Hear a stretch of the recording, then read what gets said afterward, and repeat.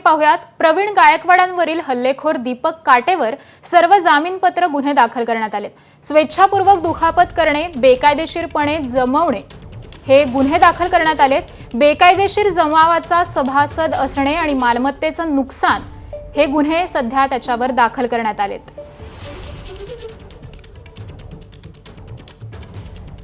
त्यामुळे प्रवीण गायकवाडांवर काल हल्ला करण्यात आला होता आणि हल्लेखोर दीपक काटेवर जामीनपात्र गुन्हे हे दाखल करण्यात आलेत।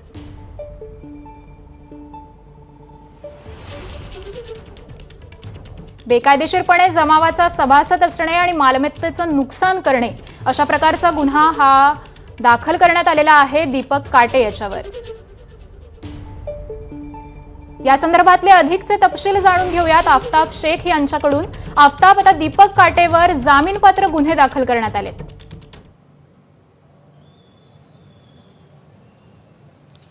नक्कीच खरं तर भारतीय न्याय संहितेच्या कलमांनुसार गुन्हे दाखल करण्यात आले। त्या सर्व जे कलमांची शिक्षा आहे ती 7 वर्षांपेक्षा कमी आहे आणि त्यामुळे कोणत्याही न्यायालयामध्ये जी नवीन न्यायसंहितेमधली जी फौजदारी प्रक्रिया आहे त्यानुसार त्याला हजर करण्याची गरज नाही। कोणत्याही न्याय अधिकारी अर्थात अतिरिक्त पोलीस अधीक्षक असतील किंवा पोलीस अधीक्षक असतील हे कोणीही याच्या प्रकरणामध्ये सुनावणी घेऊ शकतात। जे कलम लावलेले आहेत ते 115(2 अर्थात स्वेच्छापूर्वक दुखापत पोहोचवणे याला 1 वर्षापर्यंत वाढवता येईल अशा पद्धतीची शिक्षा आहे आणि त्यामुळे कोणतेही न्यायदंडेकारी याची शिक्षा सुनावणी घेऊ शकतात। 189(2 बेकायदेशीर जमाव जमवणे या प्रकरणामध्ये 6 महिन्यांपर्यंत वाढवता येईल इतक्या वर्णनाची शिक्षा नमूद आहे। 191(2 दंगल करणे, जो कोणी दंगल केल्याबद्दल दोषी असेल त्याला 2 वर्षांपर्यंत वाढवता येईल इतक्या मुदतीची शिक्षा असू शकते। त्याच्यानंतर कलम 190 सामायिक उद्दिष्ट साध्य करताना केलेल्या अपराधाबद्दल बेकायदेशीर जमावाचा सभासद असणे, दोषी असणे अशा पद्धतीचं वर्णन यामध्ये आहे, ज्याची शिक्षा जी आहे ती जे चौकशी करणारे न्यायदंडाधिकारी आहेत ते ठरवू शकतात। कलम 324(4 मालमत्तेचं नुकसान करणे अर्थात प्रवीण गायकवाड यांच्या गाडीवरती जी काल दगडफेक केलेली होती त्याचं एकूण नुकसान जर 20,000 रुपयांपेक्षा कमी असेल, जास्त असेल आणि 1 लाखांपेक्षा कमी असेल तर त्यामध्ये 2 वर्षांपेक्षा पर्यंतची शिक्षाची तरतूद जी आहे या कलमानुसार आहे आणि त्यामुळे या सगळी जी कलमं बघितली या सगळ्या कलमांची जी एकूण शिक्षा आहे ती 7 वर्षांपेक्षा कमी आहे आणि दंडाची रक्कम देखील जास्त नाही। त्यामुळे कोणताही न्यायदंडाधिकारी जे आहे त्याची सुनावणी घेतो आणि त्यामुळेच दीपक काटे आणि त्याचा जो साथीदार आहे त्याला न्यायालयामध्ये हजर न करता सोलापूर पोलीस अधीक्षक किंवा अतिरिक्त पोलीस अधीक्षक यांच्या समोर हजर केले जाणार आहे। ठीक आहे, धन्यवाद आफताब आपण दिलेल्या माहितीबद्दल। संभाजी ब्रिगेडचे प्रदेशाध्यक्ष प्रवीण गायकवाड यांनी आरएसएसवर गंभीर आरोप केलेत। बामसेफ आणि संभाजी ब्रिगेड यांना संपवण्याचा कट काही दिवसांपूर्वी झालेल्या राष्ट्रीय स्वयंसेवक संघाच्या बैठकीत ठरला असा आरोप त्यांनी केलाय। पुरोगामी विचारांच्या नेत्यांना संपवायचं काम 2014 पासून सुरू झालं, यासाठीच दीपक काटेसारख्या गुन्हेगार प्रवृत्तीच्या माणसाला निवडलं असं ते म्हणालेत। एबीपी माझाशी त्यांनी एक्सक्लुझिव्ह संवाद साधलाय। हल्ल्याची जबाबदारी आता मुख्यमंत्र्यांवर आहे असंही ते म्हणालेत।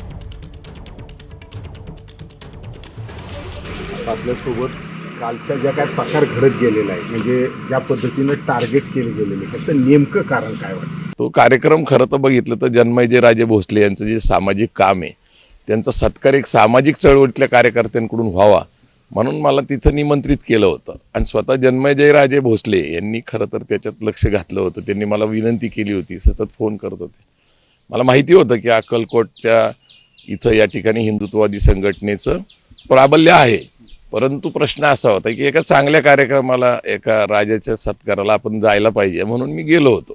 आम्ही बेसावध होतो ही गोष्ट खरीच आहे। अचानक वंगण जे असतं खराब तेल ते माझ्यावर माझ्या काही कार्यकर्त्यांवर ते टाकलं गेलं आणि खरं तर खुनाचाच प्रयत्न होता, कारण त्यांनी ज्या प्रकारे माझ्यावर हल्ले केले फक्त माझे कार्यकर्ते बरोबर होते। संभाजी ब्रिगेडचे संभाजीराजे भोसले म्हणून आपले जिल्हाध्यक्ष आहे, त्यांनी काळजी घेतली म्हणून मी वाचलो।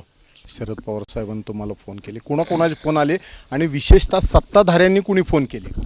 आणि सत्ताधाऱ्यांकडून फोन अपेक्षित नाहीये। पहिली गोष्ट, आदरणीय पवार साहेबांबरोबर मी अनेक वर्ष जोडलेलो आहे।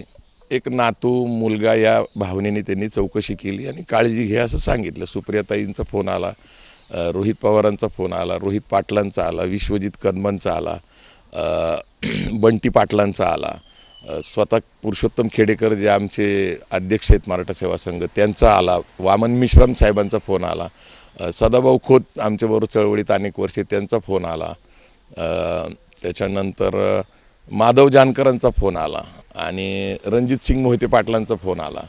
तर हे सगळे माझे व्यक्तिगत मित्र परिवार पण आहे आणि त्यांनी काळजी घ्यायला सांगितलेली. पण आता काळजी घेणार कशी? आता असं आहे की ह्या सगळ्या केसमध्ये अक्कलकोटच्या पोलीस स्टेशनचं ज्यावेळेस आम्ही माहिती घेतली तर या यानंतर थेट कार्यक्रमाला जाऊयात कुठल्याही पुणे प्रकारचा विद्यापीठामध्ये विद्यार्थ्यांचा